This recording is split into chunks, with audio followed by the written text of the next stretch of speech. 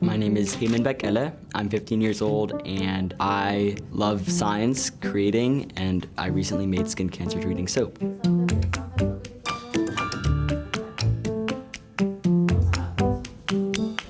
My interest in skin cancer came growing up in Ethiopia, where I saw so many people that were working really long hours under the hot sun. But when I came here to America, I realized how big of a problem the sun and UV radiation is when you're exposed to it for really long periods of time.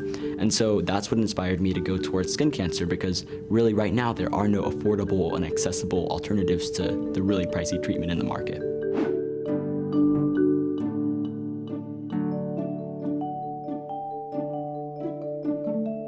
Far before I was mixing ingredients for soap, I would just mix together potions looking for a reaction, and I would call them potions, but really they were just dish soap, laundry detergent, common household chemicals, and hide them under my bed, see what would happen if I left them overnight. So my parents always worried I would one day burn down the house. It never ended up happening, but at that age I was more just developing initial curiosity. To every single little well, this 12 well plate.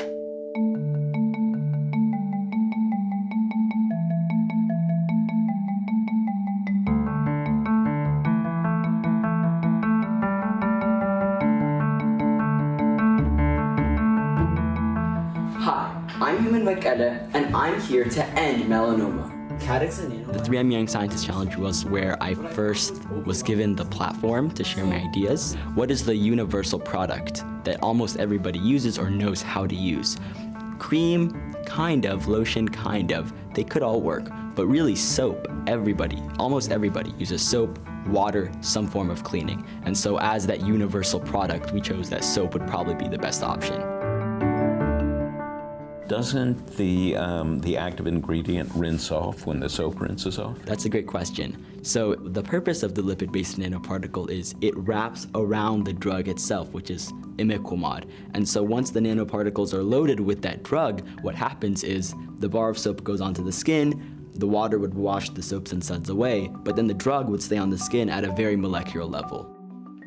I had a lot of mentors, and I always stress the importance of mentorship, and they really did help me with not only getting the ingredients, but also learning how to synthesize lipid-based nanoparticles.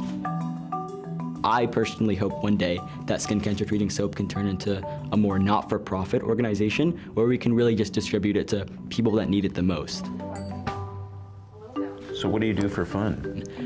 For one, the marching band season's starting up again, and I love participating in marching band. As well as that, I play chess, which is something that I absolutely love. I love to read, I love playing basketball. I just try to fit in time when I'm not doing research to pursue my own hobbies, not necessarily to be the best at them, but just to have a really good time. A lot of people have this mindset that everything's been done. There's nothing left for me to do. To anybody having that thought, we will never run out of ideas in this world. Just keep inventing, keep thinking of new ways to improve on our world, and just keep making it a better place.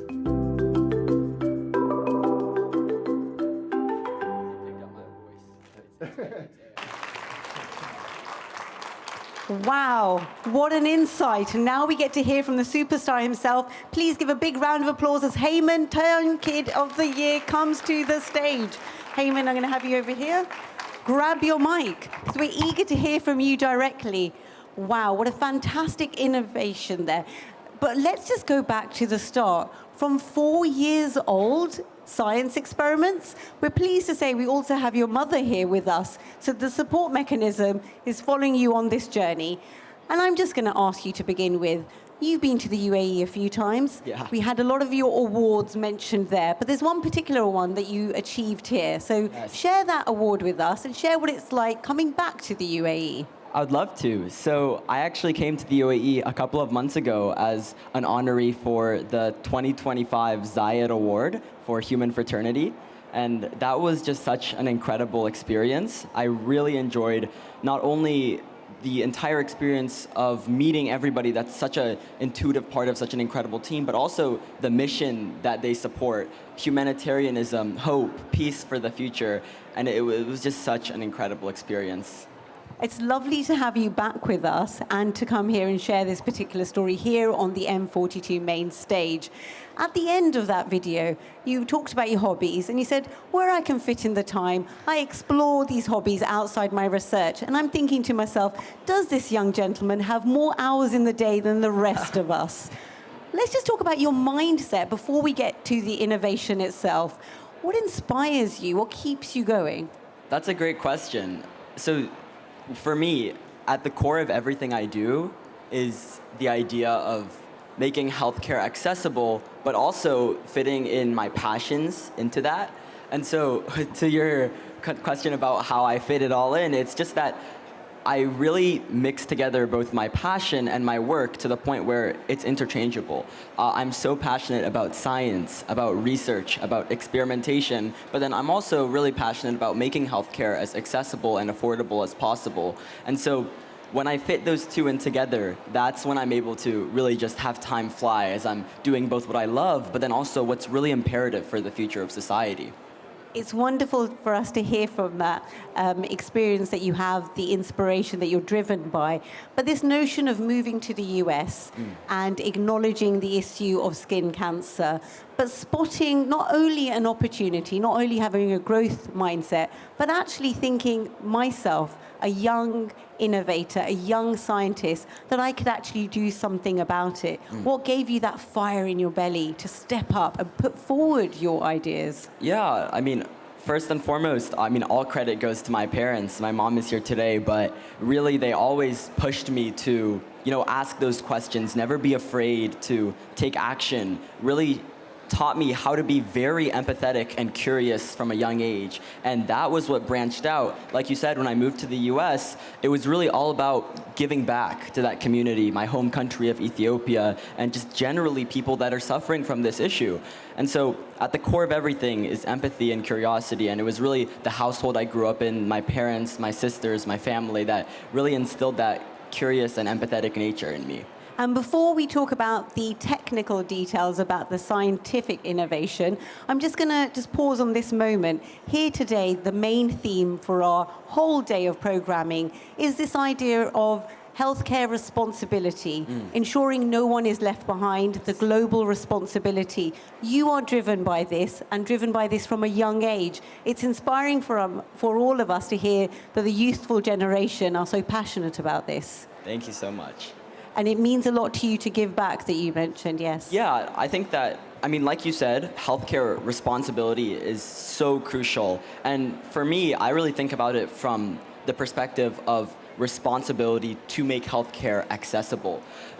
There's so much going on right now. There's so many really exciting advancements. Just even looking around, it's incredible to see what the future of healthcare is going to be. But we always need to keep in mind, as healthcare keeps pushing forward, as we continue to innovate, that healthcare is only impactful when it's accessible. And so for me, the perspective that I can provide is responsibility through that accessibility. And that is my number one goal in life, is just to push towards making healthcare as accessible. Fantastic. So we've heard a bit about the personality. We've heard about the sense of purpose. We've set the scene. We've set the context. Sure. Now let's delve into the details. Amongst us, we have our esteemed audience, healthcare professionals, eager to hear, how does this work? Tell us about this soap. Sure. So SCTS, or skin cancer treating soap, is this compound-based bar of soap, and it's charged with a couple of different agents that, when they work together, have the ability to treat early stages of skin cancer. So I'll try not to get too technical, but the main drug is an imidazoquinoline, which is pretty much this toll-like receptor immunotherapeutic, meaning in comparison to like a chemotherapy, which is conventionally used for different cancers, rather than killing all of the cells in the body, it's giving your body the resources to fight back against the cancer internally. And so imidazoquinoline has been proved to have the ability to fight against early stages of skin cancer. But the problem is, it's not necessarily very accessible in and of itself. So my idea was, why not use that as a topical application, like a bar of soap, like the video said, to be able to spread this innovation everywhere. And so by utilizing lipid-based nanoparticles, which are these small, tiny bubbles that you can load with drugs and crusting that onto a soap, I was able to make a bar of soap that was loaded with imidazoquinoline and had the ability to treat different forms of skin cancer. I'm glad you have become technical with us because this is really juicy information, especially for my audience here.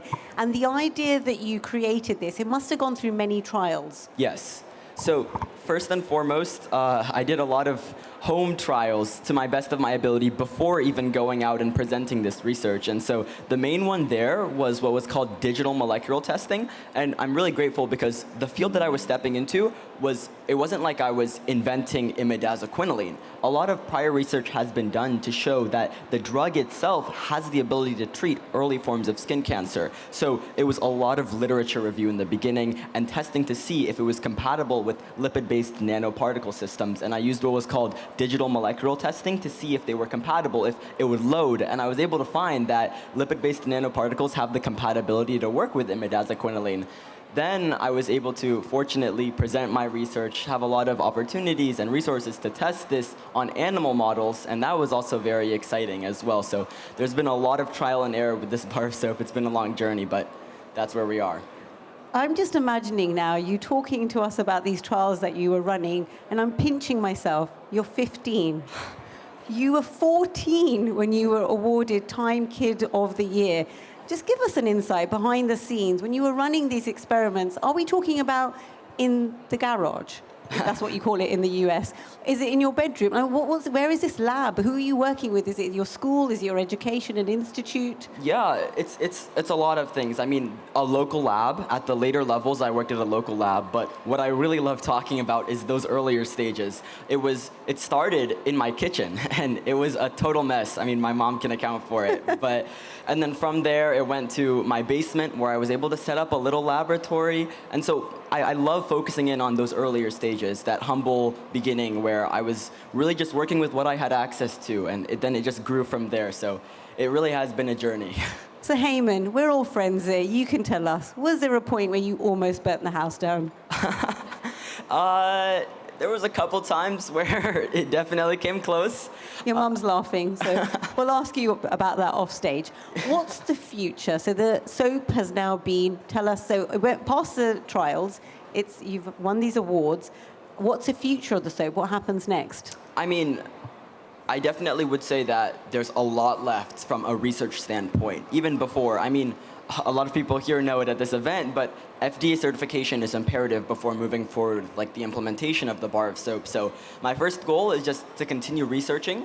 And so that's something I'm always really open to. Even this upcoming summer, I'm looking for a new area to do my research, just as many different inputs from as many different people as possible to just continue in the advancement of the soap. But then a very long-term goal is, once the tests are complete, for this bar of soap to reach as many people as possible. I mean, the initial goal is still there. It's to just make skin cancer treatment as affordable and accessible as possible. And we're on a good start, but this is definitely just the start. It's not the end. So I'm really excited. I hope to make it into a nonprofit organization, to distribute it to third world countries, give back to my home community. So there's a lot left to do, but I'm just so excited and so passionate. And we can definitely sense your excitement and your passion there as well. I'm going to, at this point, open it up to the audience. And we normally do this at the end, but I want to ensure that this is interactive and dynamic, and you all have a chance to put your burning questions to Heman. Great. So indicate, and fantastic, we'll get a mic to you. And Heman, just before we come to our question, I'm just going to ask, these types of experiences, visiting medical conferences, visiting other countries, it's part of your story about sharing the message. Yeah, it's just so incredible. I mean, there is that balance, of course, with conducting research, but then also having a presence and sharing the message of the bar of soap and accessible healthcare. But I do love coming to places like this, not only to be able to just spread this message, but then also make some just incredible connections as well. So this event is just great in checking all those boxes. Fantastic. Joanna, if I may introduce her, Marketing and Comms Director for Global Patient Care. Thank you so much for your contribution here at M42. Fire away.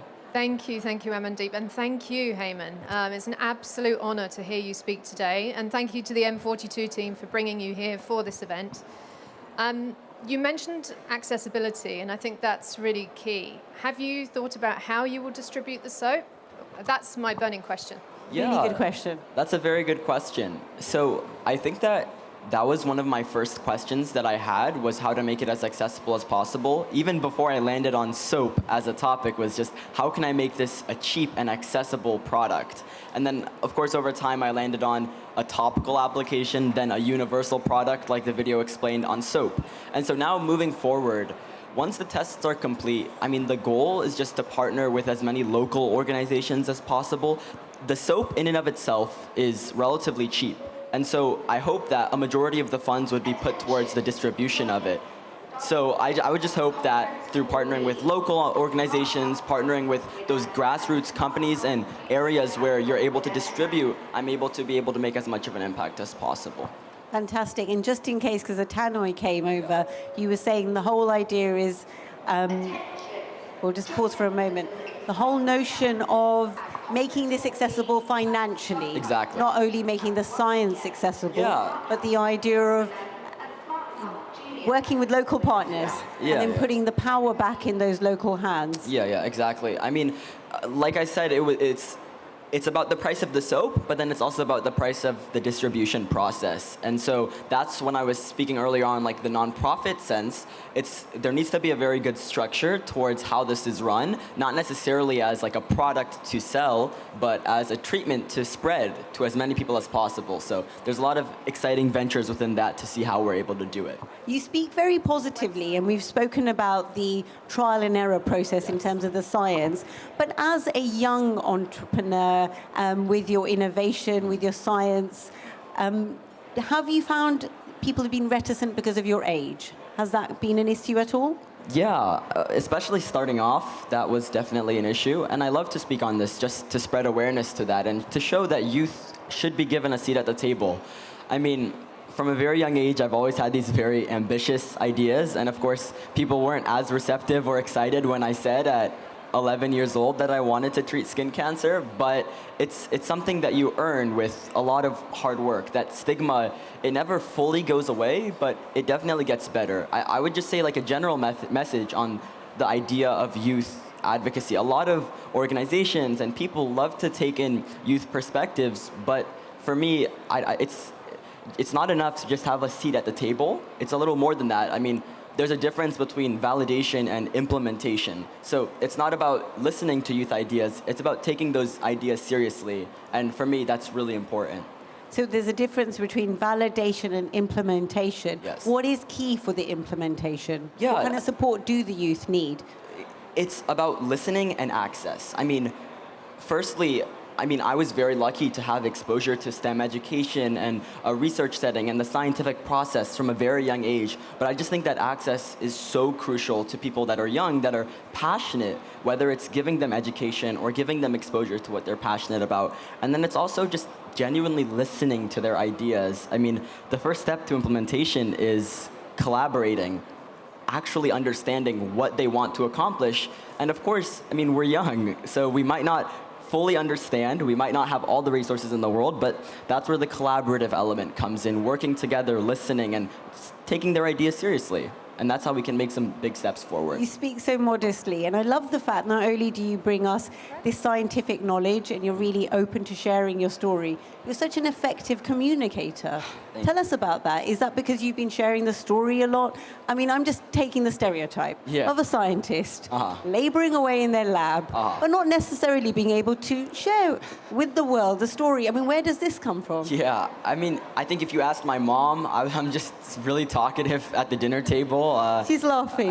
She's laughing. Yeah, I talk a lot, so it comes from experience. But more realistically, I think that I've been really honored and blessed to have the opportunity to share my ideas with a stage and be able to present. And so over time, that's just been built up. But then also from a young age, I had exposure, people listened, and that's why I always say, it's very important to actually take youth seriously, let them present their ideas, even if they're not fully developed yet, and just collaborate with them, and that's so important.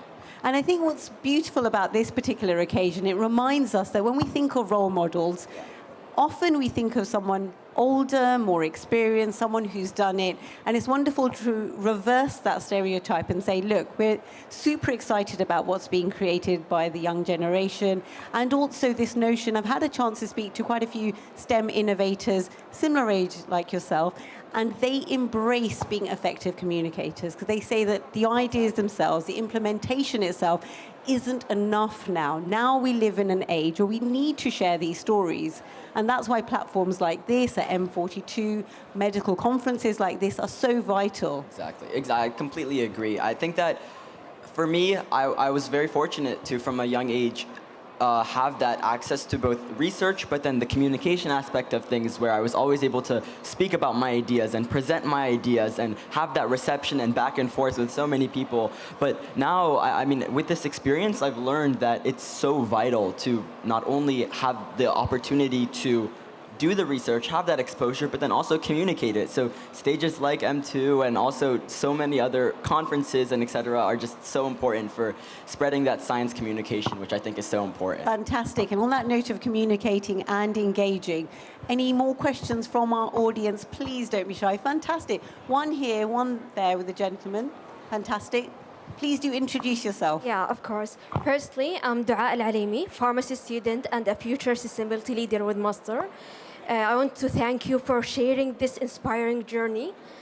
It really let me passionate about this innovation, and I would love to know, how did you firstly face any unexpected challenge from translating this idea from literature review, gathering information from researchers into something practical, like solution that accessible to the community? And how did you overcome these challenges? Fantastic question. Thank you. And if you can get the mic to the gentleman behind you.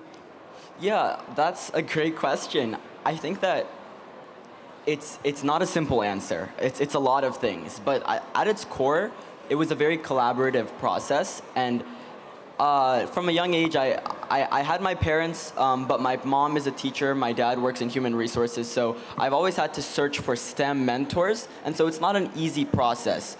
There was a lot of no's, a lot of rejections, a lot of emailing, but when you find a mentor that really trusts in your ability to research and believes in your ideas, that's when you can genuinely create something incredible. So just look for a perfect mentor through a lot of trial and error. Fantastic. I hope that inspires you. And a question from the gentleman. Amazing. I want to meet your mother, actually. She's done an amazing job with you, so well done. Thank you. Where is she? Look, my question is really around, as a delivery mechanism, the bubble lipid side, as well as skin cancer. Obviously, that's your vision right now. Sorry, if you can bring the mic all the way up. Is that Perfect. better? Yes. Yeah, okay. Sorry about that. From a delivery mechanism of lipid bubbles, have you considered other channels for disease areas for these countries that you're going to be providing for, other than skin cancer? Yeah, just real quick to clarify, do you mean like the mechanism like a different thing than soap, or like a different... No, it's still soap. Still soap? But maybe delivering something for diabetes. Oh, or, I see. Yeah, I mean, not as much as I wish I could. I've been very focused on this vision of skin cancer, making that more accessible.